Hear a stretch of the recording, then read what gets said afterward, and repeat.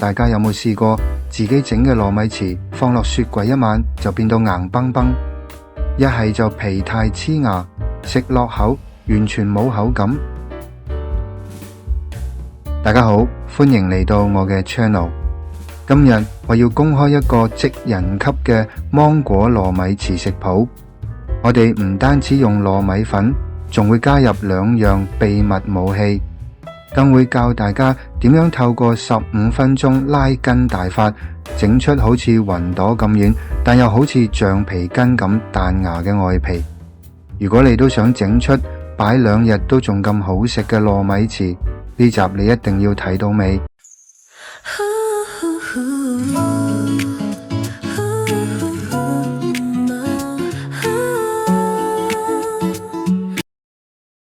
首先睇下材料先，呢個係成份食譜嘅靈魂。品類：糯米粉240支，粘米粉30支，澄麵30支，砂糖120支。液體：椰漿300毫升，鮮牛奶200毫升。油脂：生油20支，牛油40支。因為純糯米會太黐，粘米粉可以撐起個骨架，令到個麵粉團唔會扁塌塌。而澄麵，好多人都佢叫做澄麵，即係蝦餃皮嗰種粉，就係為咗增加半透明嘅光澤同埋 Q 彈感。呢3隻粉嘅比例就係外皮好食嘅關鍵。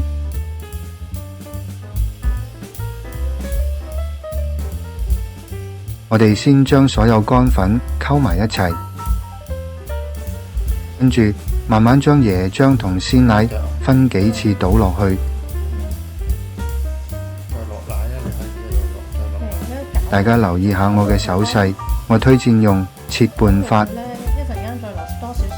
即係好似攞把刀喺度切啲粉咁，咁樣可以最快整散啲粉團，令到液體同粉完全融合，唔會有一粒粒。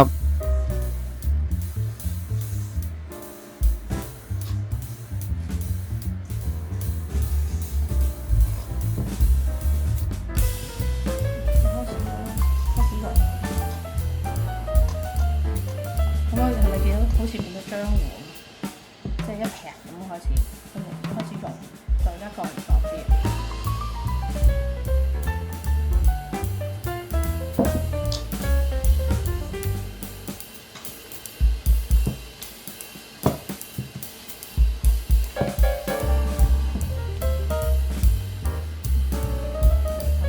之後再將20克生油加入去，一齊攪勻。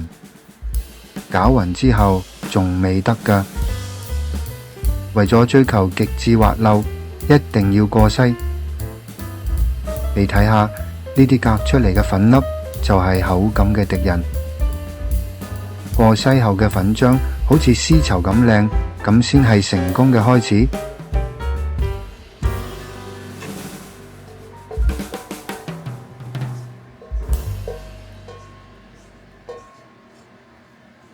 準備一煲熱水，水滾之後放入粉漿，大火蒸20分鐘。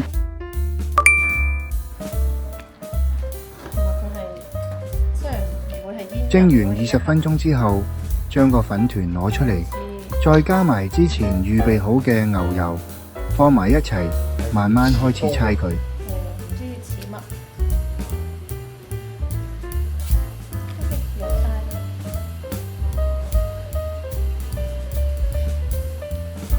嚟到今日最重要，亦係最嘥力氣嘅一步，趁熱加入40支牛油。啱啱開始，啲牛油好似吸唔入去咁，唔使驚。等溫度降到冇咁燙手嗰陣，我哋就開工搓佢。你要不斷咁搓佢、壓佢、拉佢。呢個過程要持續做足15分鐘。點解要咁辛苦？因為我哋要透過物理拉扯，搓出糯米皮嘅筋道。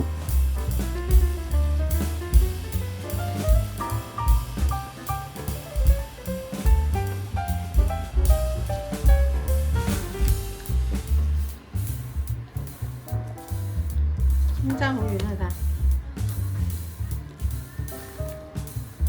係嘛？咁爭好遠啊！咁樣推。你睇下，做完呢15分鐘特訓，粉團變到好似絲綢咁嘅質地，延展性極強。呢個就係糯米糍唔會變硬嘅秘密。芒果記住要切大嚿啲，食落先夠爽。手上面可以搽少少油，防止黐手，或者好似我咁戴住膠手套。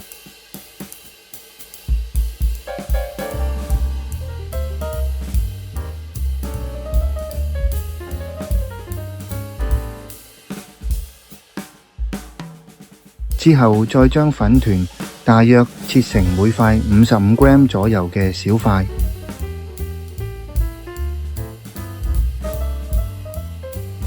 攞一嚿皮壓扁，放粒芒果入去，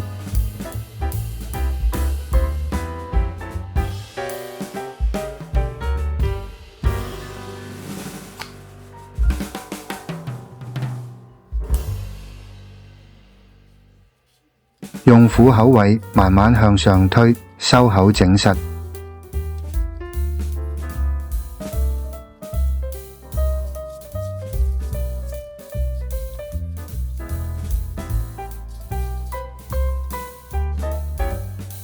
最後喺熟粉或者椰絲上面打個滾，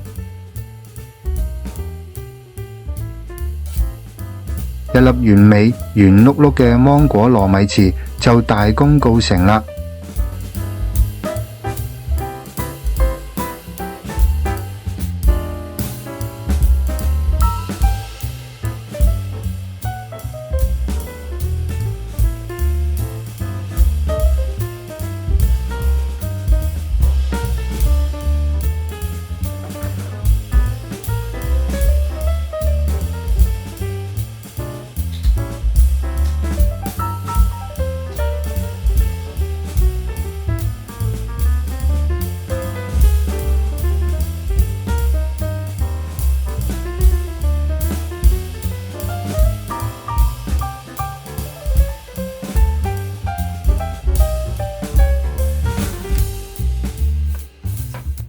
呢種口感出面真係買唔到，皮薄得嚟夠勁，芒果又香甜。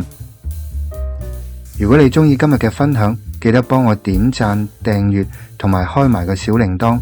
如果你試咗呢個15分鐘拉筋法，記得喺下面留言話我知你整成點。我哋下集見，拜拜。